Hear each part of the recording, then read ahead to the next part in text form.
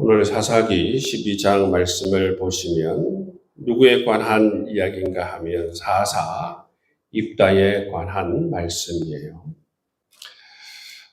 오늘 말씀에 보시면 에브라임 사람들이 모여서 암몬과의 전투에 왜 자기 자신들을 부르지 아니하였나 그렇게 시비를 거는 것을 볼 수가 있습니다.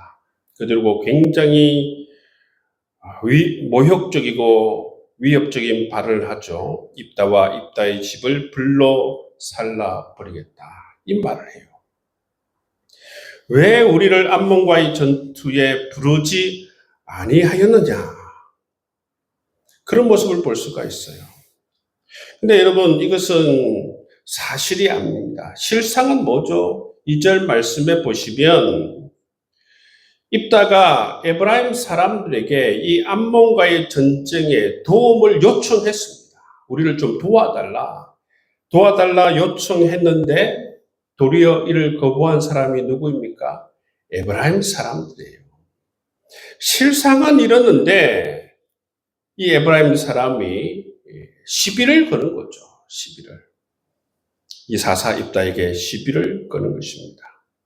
여러분 지금 상황이 어떤 상황이냐면 사사 입다가 정말 이 암몬과의 전투에서 이 치열한 전투에서 목숨을 걸고 싸워서 정말 하나님께서 승리케 하셔서 승리를 거둔 그런 상황이에요.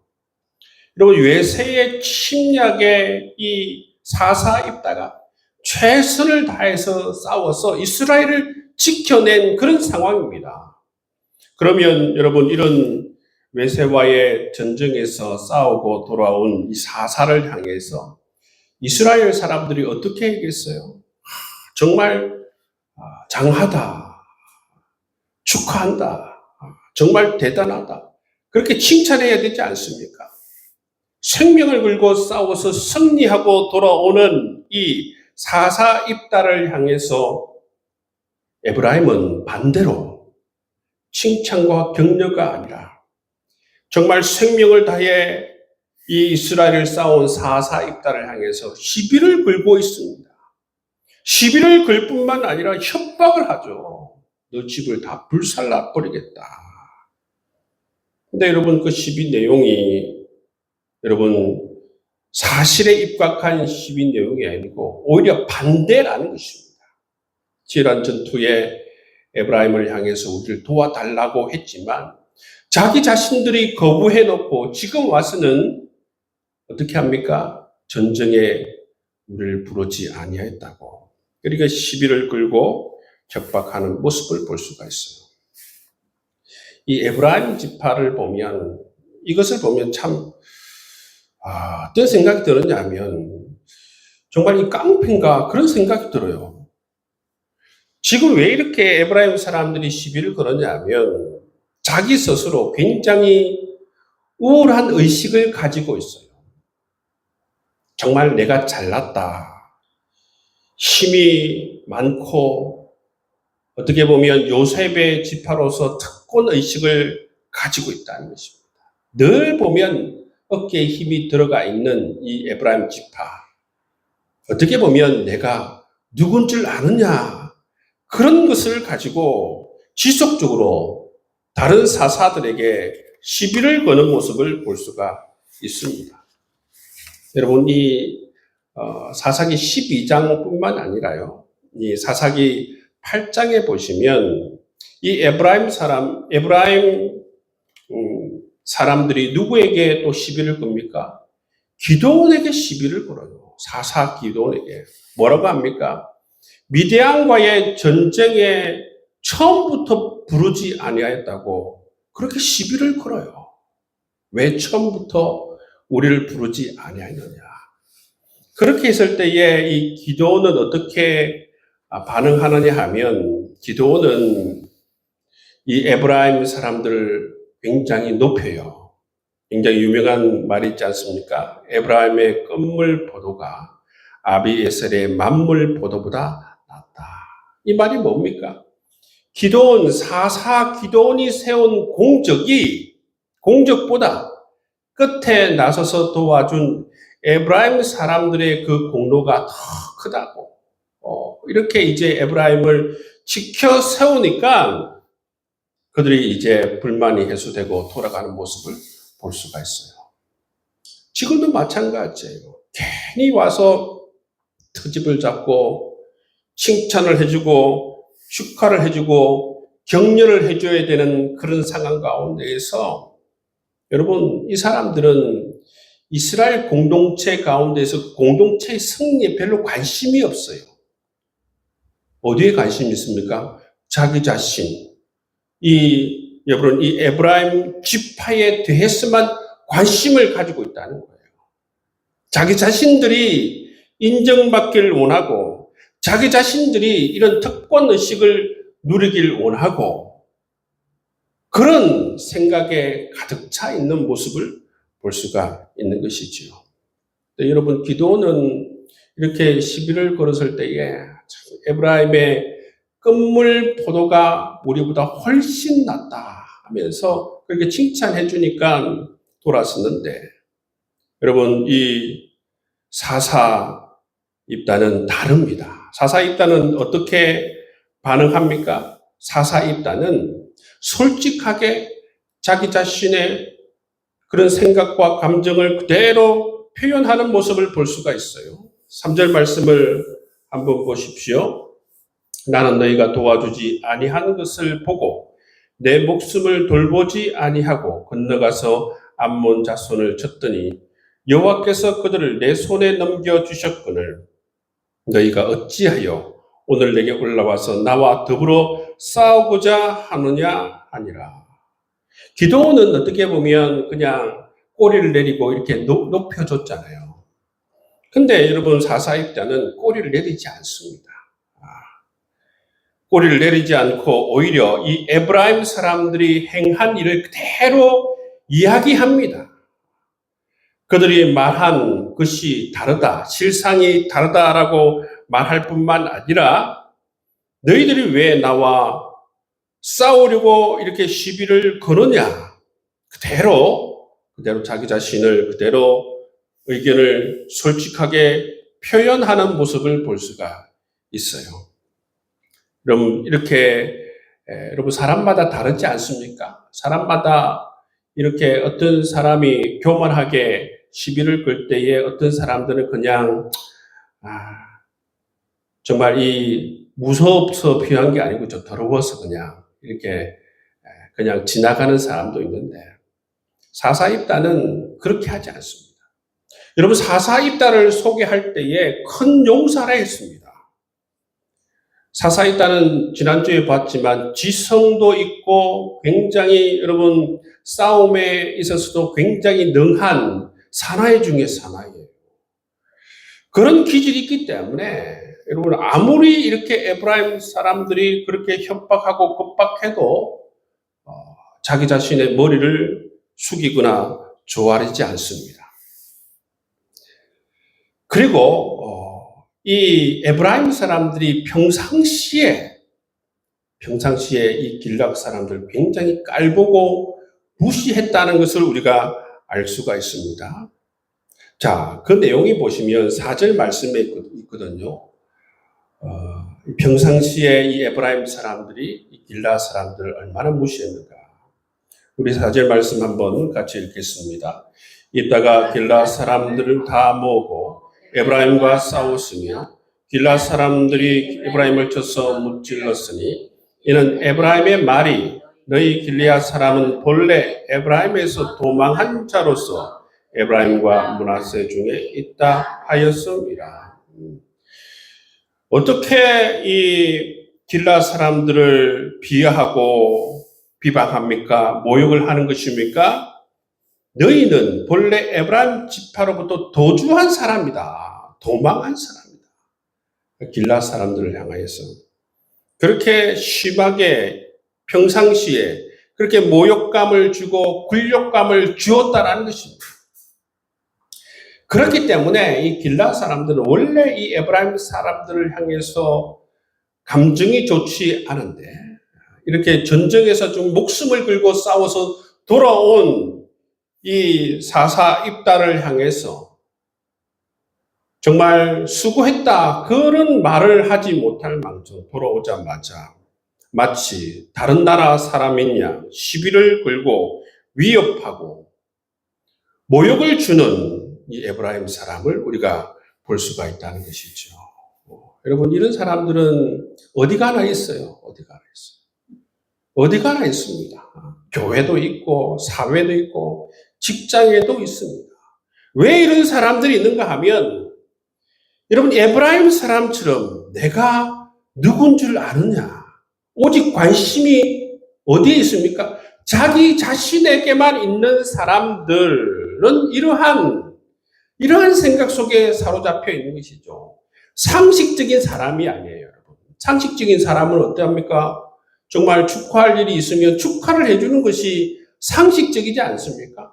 근데 여러분, 이런 우월의식이 있고 자기 자신의 모든 게 초점이 맞춰져 있는 사람들은 비상식적이에요. 다른 사람들은 다 칭찬해주고 격려해주고 축하해주는데 꼭 이상한 소리를 하는 것입니다. 꼭 이상한 소리를 하는 게 왜 그러냐 하면 이 사람은 상식적인 사람이 아니에요.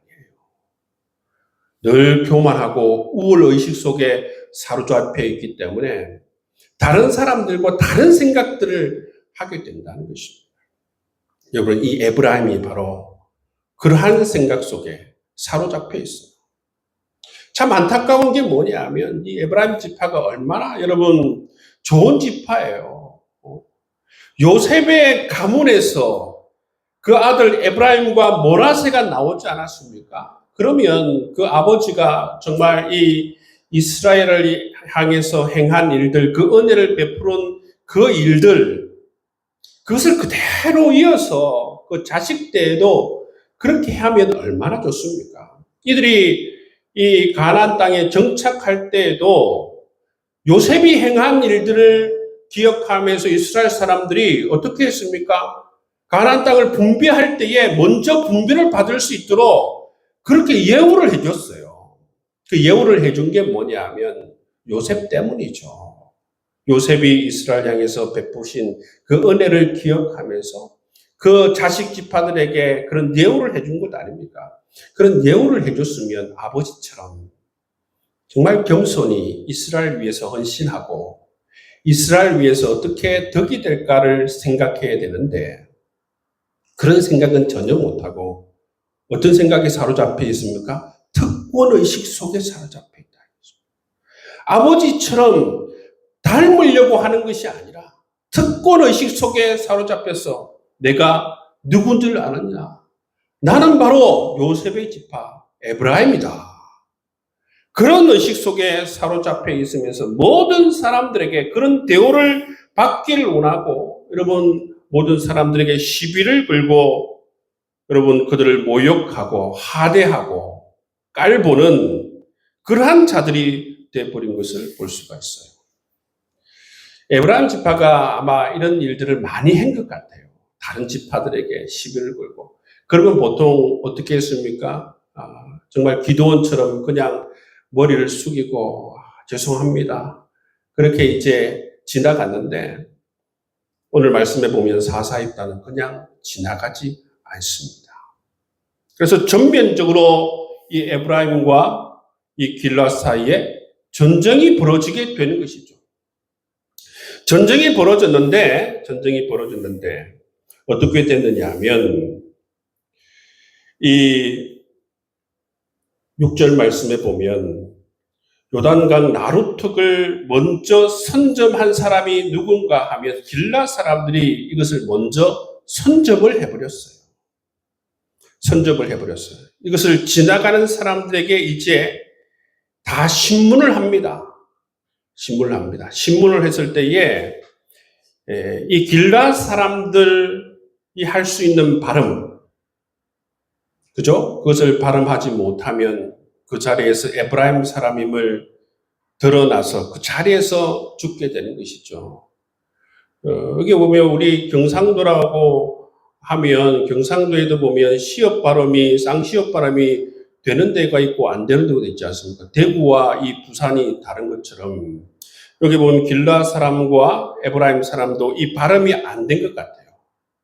그죠? 십볼렛 이 발음과 십볼렛 이 발음이 두 개가 다 안 된 그러한 것이 있었던 모양입니다. 그래서 이런 것을 통해서 에브라임 사람을 구분해내는 것이죠. 그래서 얼마나 죽었습니까? 이 자리에서 42,000명이 죽었어요. 42,000명이 죽었다라고 하는 것은 그야말로 에브라임 사람, 남성, 이 전쟁에 나와 있는 사람들이 거의 다 죽었다는 사실을 우리가 알 수가 있어요. 어떻게 하다가 죽었습니까? 교만을 들다가, 까불다가, 여러분 이렇게 죽는 것을 볼 수가 있어요. 여러분, 교만한 사람, 자기 특권 속에 갇혀 있는 사람, 자기 힘을 가지고 다른 사람을 모욕하고 깔보는 사람, 그리고 공동체 의식보다는 자기 자신에게 갇혀서 모든 것을 생각하는 사람, 그런 사람들은 이 정의가, 하나님의 공의가 그대로 행해지는 것을 볼 수가 있어요.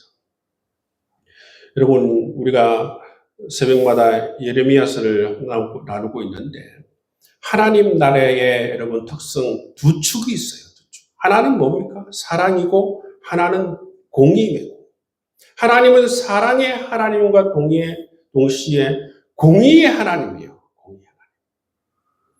공의의 하나님이 뭡니까? 공의의 하나님은 모든 것을 질서를 바로 세우는 하나님이 바로 공의의 하나님이에요. 약자가 여러분 강자에서 고통을 당하고 있으면 그 질서를 바로 세우는 것이죠. 그 질서를 바로 세움을 통하여서 그 강자를 심판하는 것입니다. 여러분, 고아와 과부와 가난한 사람, 이런 사람들을 압제하는 자들, 이러한 상황 가운데에서 하나님께서는 공의를 세우십니다. 심판하시는 것을 볼 수가 있죠. 이처럼 여러분, 에브라임처럼 교만을 들고 자기 우월의식 속에서 살아가는 사람들은 하나님께서 반드시 심판하시는 것을 볼 수가 있는 것이지요. 여러분, 삶을 살아가다가 이런 에브라임 지파와 같은 어처구니 없는 사람을 만날 때에 어떻게 생각하면 좋으냐? 하나님께서 다 지켜보고 계시고, 하나님께서 이 에브라임 지파를 심판하신 것처럼 공의의 하나님께서 다 심판하실 것이다. 그런 믿음을 가지고 여러분 이런 어려움들을 잘 극복해낼 수 있는 여러분 될 수 있기를 주님의 이름으로 축복합니다. 8절 이하에 보시면 3명의 사사가 언급되어져 있습니다. 한 사람은 입산이고, 두 번째 사사는 엘론이고, 세 번째 사사는 압돈입니다. 이들의 어떤 대해서 정보가 많지는 않아요. 입산을 보시면 입산에 대한 정보가 어떻습니까? 이 사사 입산은 아들이 30명이고 딸이 30명이고, 그죠? 근데 또 특이한 건 뭐냐면 딸들은 모두 타국으로 시집을 보내고 아들들은 모두 타국에서 데려온 여자들과 결혼을 시켰다. 이 사사 입사는 7년을 다스렸다라는 것을 볼 수가 있습니다. 여러분, 이 3명의 사사 시대의 공통점이 뭐냐 하면 평화의 그러한 시기였다라는 것이, 전쟁이 없는 평화의 시기 또는 번영의 시기라는 사실을 알 수가 있습니다. 근데 여러분, 이 평화의 시기인데, 번영의 시기인데, 여기에 보시면 사사 입산의 모습을 보시면 이 평화의 시기에, 번영의 시기에 하나님께 감사하지 않고 오히려 어떻게 되었습니까? 영적으로 타락한 모습을 볼 수가 있어요. 왜 그렇습니까?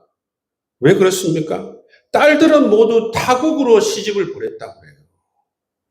아들들은 여러분 타국에서 데려온 여자와 함께 결혼을 했다고 해요. 여러분, 구약은 여러분 오늘날과 법이 다르고 체계가 다릅니다. 그렇죠? 외부에서 이방 여인들이 여러분 이 공동체로 들어오는 것을 극히 꺼립니다. 들어오지 못하도록 합니다. 왜냐하면 부정이 들어오고 외국에 있는 그러한 문화와 그들의 신들이 들어온다고 생각했기 때문에 극히 꺼렸어요. 솔로몬이 이방 여자들하고 결혼하지 않습니까? 그게 바로 영적 타락을 이야기하는 것이죠.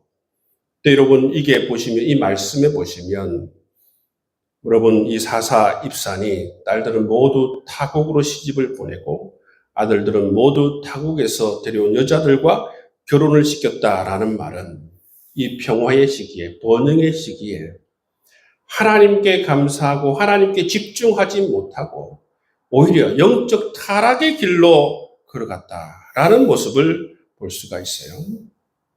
그리고 마지막에 나오는 13절에 보면 이 사사 압돈의 모습을 한번 보시길 바랍니다. 아들 40에 손자가 30명이다.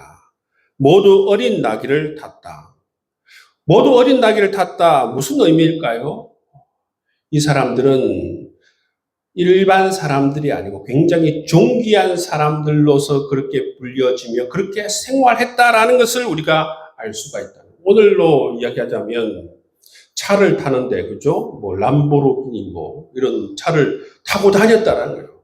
보통 사람들은 탈 수 없는, 그렇게 살 수 없는 그런 삶을 살았다라는 것을 우리가 볼 수가 있습니다.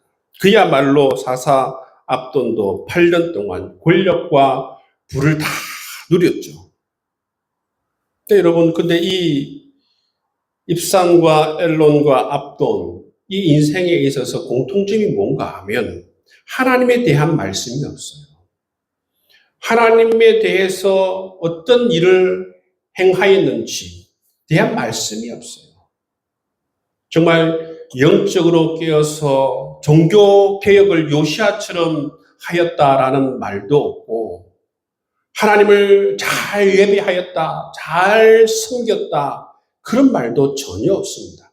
그냥 보시면 이 세 사람의 공통점은 뭐냐면 이 평화의 시기, 번영의 시기에 자기 자신이 권력과 부를 잘 누리고 그리고 입사는 영적 타락의 길로 걸어갔다라는 것이 바로 이 말씀이 우리에게 해주는 것을 볼 수가 있습니다. 여러분, 보통 사람은, 일반적인 사람은 여러분, 영적으로 깨어있지 못한 사람들의 공통점이 뭔가 하면 이처럼 평화의 시기, 정말 은혜의 시기에 하나님께로 가까이 가지 못하고 어디로 가버립니까? 세상으로 가버립니다. 영적인 타락의 길로 가버리는 것이 특징이에요. 오히려 언제 하나님께로 가까이 옵니까? 삶에 어려움을 당하고 고통을 겪을 때에 하나님께로 가까이 옵니다. 하나님을 찾습니다. 하나님, 나를 살려주십시오. 나를 좀 도와주십시오. 이런 기도를 하기 위해서 하나님께 가까이 오고 또 문제가 해결이 되고 평화의 시기, 은혜의 시기가 되면 어떻게 합니까? 또 슬그머니 하나님을 떠나는 것이 일반적인 사람들의 모습입니다. 여러분 성경을 한번 읽어보십시오. 성경을 읽어보면 이 이스라엘 백성들의 모습이 늘 그랬어요. 사람은 이렇구나. 사람은 이렇구나. 여러분, 우리가 이 말씀을 묵상하는 이유가 뭡니까? 하나님의 말씀을 우리가 듣는 이유가 뭡니까? 우리는 이런 일반적인 사람들이 아니라 정말 일상에서 평화가 주어지고 일상에서 정말 고통이 없고 그렇게 살아가는 이 일상 가운데 오히려 우리는 하나님을 더 많이 생각하고 기억하고 하나님께 감사하는 삶을 살아가게 하나님을 사랑하고 복음을 품고 영을 품고 그렇게 우리가 기도하면서 살아가야겠다. 여러분 그런 생각이 우리가 갖는 것이 얼마나 중요합니까? 제가 최근에 지난주에 이 아침에 샤워를 하다가 몸을 이렇게 잘못 털었는데 이상하게 다음날 되니까 무릎이 아파요. 무릎이. 이게 왜 그러는지 모르겠지만 하여튼 뭐 조금 움직였는데 뭐가 잘못되었는지 무릎이 아파요. 그 다음날 잘 걷지를 못하겠더라고요. 희한하죠. 이 사람이 좀 이게 마음껏 걷고 이래야 되는데 근데 그게 침을 맞고 이제 좀 약을 먹고 하니까 좀 괜찮아졌어요. 그러면서 어떤 생각이 드느냐 하면 이 고통이 없이 하루하루 이 살아가는 것 자체가 참 큰 은혜구나. 여러분, 일상 가운데 보면 고통이 없이 하루하루 별일이 없이 살아가는 것 자체가 우리에게 큰 은혜인 줄 믿습니다. 그래서 고통이 없으니까 하루하루 그냥 고통이 없을 때 늘 감사하면서 하루하루 정말 이 건강하게 걸어 다니는 그 자체가 너무나도 감사하고 그렇게 감사하며 살자. 그런 생각이 들었습니다.